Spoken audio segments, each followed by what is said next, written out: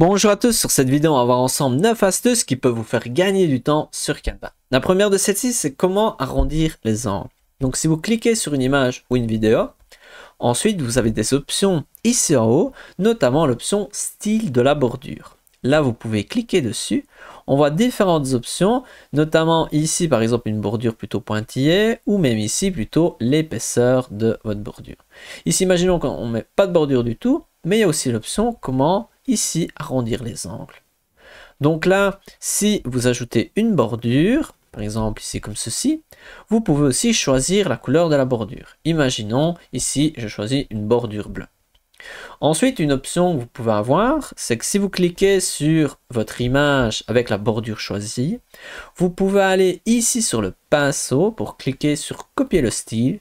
Ensuite, si je clique, donc on voit qu'il y a un pinceau qui est toujours présent. Si je clique sur un autre élément, celui-ci va avoir le même style.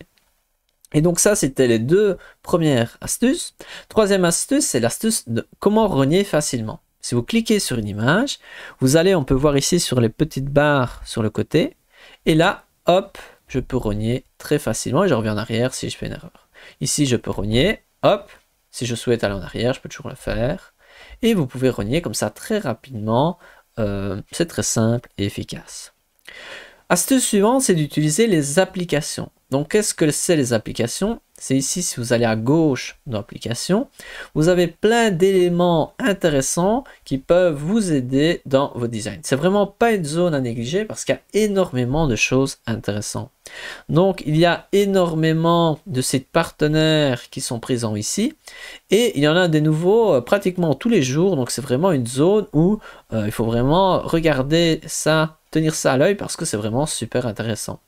Donc ici par exemple les petits fantômes ils viennent de l'application Lotifiles qui permet d'ajouter des petites choses comme ceci et cela gratuitement.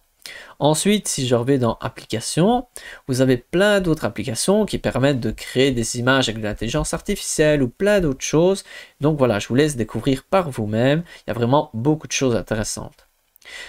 Astuce suivante, c'est d'utiliser les projets. Donc les projets, c'est en quelque sorte des dossiers que l'on peut retrouver ici, projet. Et donc là, ce qui est intéressant, c'est que vous allez arriver dans cette page-ci, où vous avez premièrement, vous pouvez voir les derniers designs réalisés. Vous pouvez voir aussi vos favoris. Vous pouvez voir les dossiers que vous avez. Et si je vais sur un dossier, je vais pouvoir importer directement un design. Par exemple, imaginons celui-ci. On voit qu'il y a plusieurs pages, mais moi je veux ajouter seulement la première page. Et je vais pouvoir l'ajouter directement dans mon design ici.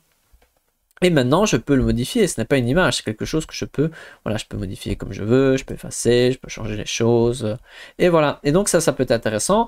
Vous avez, je sais pas moi, un logo qui est présent sur un autre design et hop, vous pouvez aller le chercher. Vous avez une photo de vous qui était chouette et vous voulez l'ajouter dans votre design et hop, vous pouvez le faire. Astuce suivante, c'est d'utiliser les calques. Donc les calques, qu'est-ce que c'est? Si vous êtes sur un design comme celui-ci, vous pouvez aller dans Position. Et là, vous allez pouvoir voir les calques. On peut voir qu'il y a un fond blanc qui est tout à l'arrière, donc qui est tout en bas ici, mais ce qui veut dire qu'il est tout à l'arrière. Il y a celui-ci qui est entre les deux calques, et il y a ce calque-ci qui est devant nous. Si j'abaisse le calque ici, on ne le voit plus.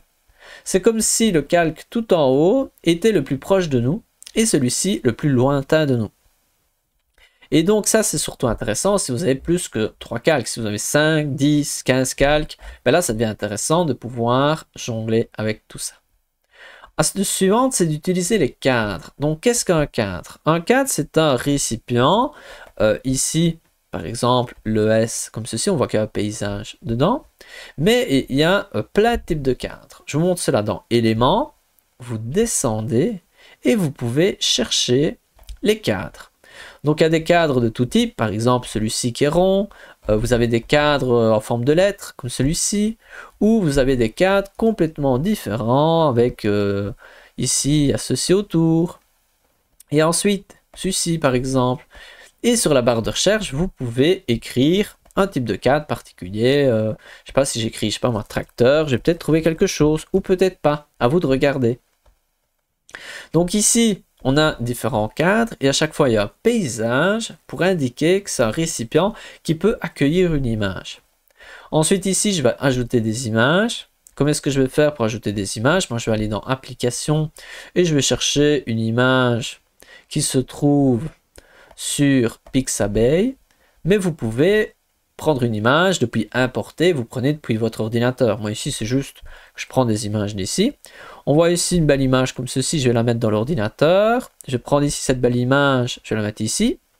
Et je vais prendre cette belle image ici et je la mets là. Et donc voilà, ça c'est les cadres, ça marche très très bien. C'est vraiment, c'est rapide, c'est efficace. Pour moi voilà, ça c'est très très chouette. Ensuite, je continue. Astuce suivante, c'est d'utiliser les mots-clés. Donc qu'est-ce qu'un mot-clé? Si je clique ici sur mon élément, on peut voir ici un petit i avec un rond information. Et on peut voir premièrement, ici le titre de l'image. Vous avez ici des mots-clés. Et vous allez me dire, mais ça sert à quoi cette histoire? Ça ne me sert à rien. Pas vraiment, parce que parfois, quand vous cherchez des choses, vous avez besoin d'éléments similaires et vous pouvez voir un peu les mots-clés utilisés. Et ensuite, dans la barre de recherche, vous pouvez utiliser les mêmes mots-clés. Ou sinon, une autre chose intéressante, c'est que vous pouvez essayer de trouver, si j'ai cliqué au mauvais endroit, vous pouvez aussi chercher plus d'éléments qui viennent du créateur ici. Ici, c'est Chown Stock. Et donc là, vous pouvez aller dans éléments et prendre toutes les choses de Chown Stock. Si je vais cliquer dessus, Chown Stock, et on peut voir tout ce que cette banque de données, je ne sais pas si c'est une personne, si c'est une banque de données derrière, et vous pouvez avoir comme ça, ceci, des choses comme ça qui peuvent peut-être vous intéresser. Et donc voilà, les mots-clés, c'est intéressant de découvrir les mots-clés pour trouver d'autres éléments qui sont adaptés à notre projet. Dernière astuce, c'est celle-ci. Si vous avez une image, par exemple celle-ci, vous pouvez cliquer dessus, ensuite modifier une photo, et enfin vous pouvez aller là sur ajuster et cliquer ajuster automatiquement. Et donc là en un clic, vous pouvez améliorer votre photo. Parfois ça marche mieux, parfois ça marche moins bien, mais de manière générale ça marche bien. Et ce qui est intéressant, c'est que vous pouvez faire cela sur l'image entière, ou au contraire, vous pouvez sélectionner peut-être seulement ce qui est en premier plan, ce qui est en arrière-plan. Et là, vous pouvez ajuster automatiquement seulement l'arrière-plan.